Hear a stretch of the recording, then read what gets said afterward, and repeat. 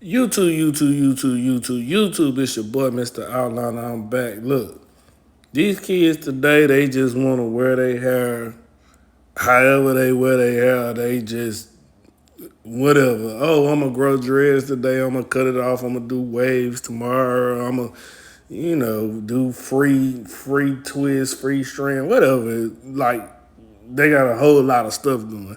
So look, you see how he saying right now he want to keep the size, and his mama like tell him about the products he needs to use and stuff like that. All that. Hey man, I'm gonna tell him, but he ain't gonna do it. You feel what I'm saying? He ain't gonna do it. But anyway, I'm gonna show y'all the taper. This is about down fading, the benefits of doing a down fade.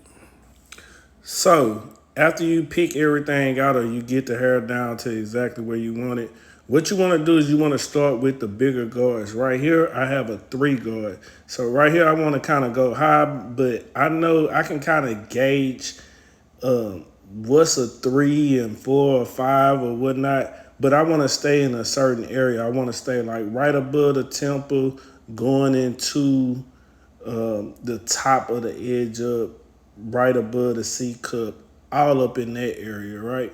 You want to stay in that area. So now I got that down. Next, I want to come back with my 1.5 right here. I got a 1.5. So, and that's just to knock down the hair in the front. That's all I really wanted to do. So we come knock it down with the 1.5. We're going a little bit under where we went with the 3. After we do that, we want to come back and we want to take our 1 guard. So this is the 1 guard right here, and I'm just going to knock it down. Now, the purpose of down fading is you can keep it dark, or it just can help you fade without making so many lines. Right here, I chose to do it this way because I didn't want to make lines, and I just wanted to show you what his hair could be, right? So right now, we taking the 1 guard, and now we going against the grain. But we went with the grain first, and then we went against the grain and back with the grain, right? And I did that just to try to smooth it out, make things exactly how I want it. But as you can see, I haven't created any lines yet. So now I come back and I got the 1 guard, right? My 1 guard. So now I'm using the corner of the blade, and I'm staying below where I went with the 1.5. So everything is starting to come together, but I haven't made a guideline yet, right? And that's the purpose of down fading. It's easier for you to remove lines because you don't make them, and you can see where the blend is going, right?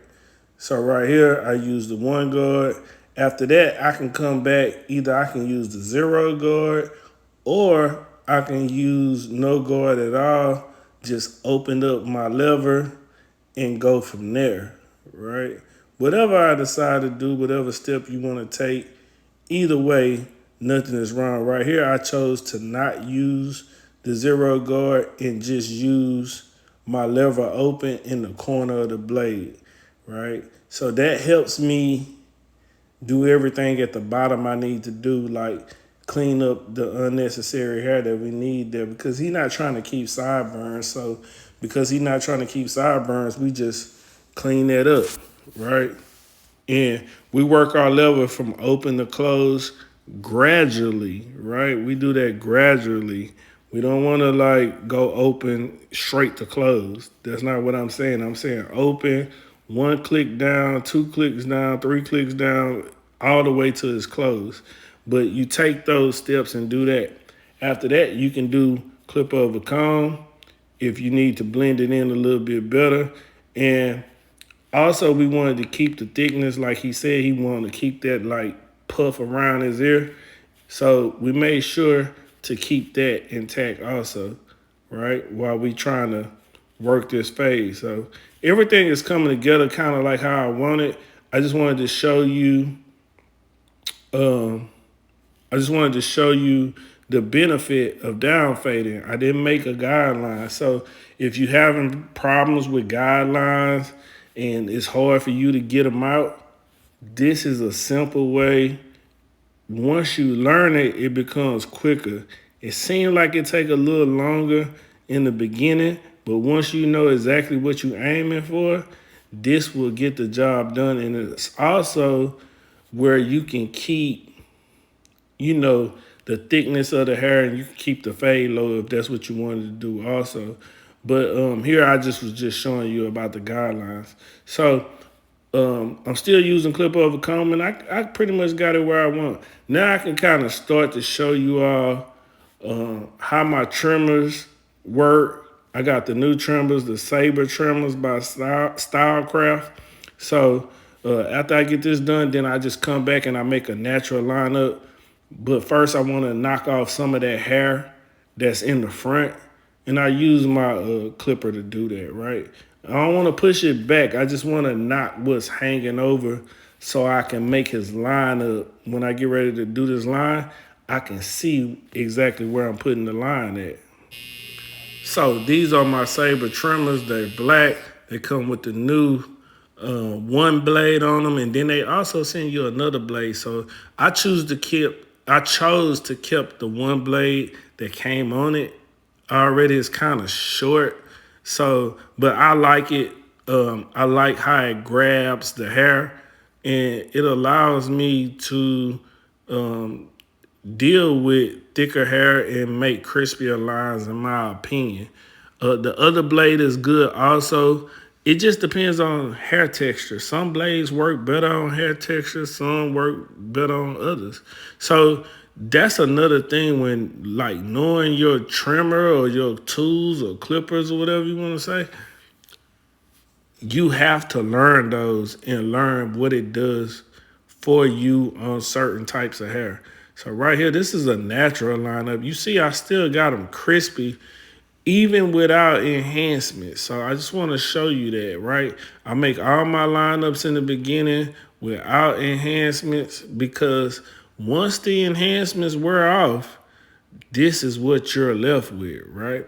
So we want to do a natural lineup first. And like I said, these are not completely zero gap, but I'm still able to achieve a sharp, crispy lineup.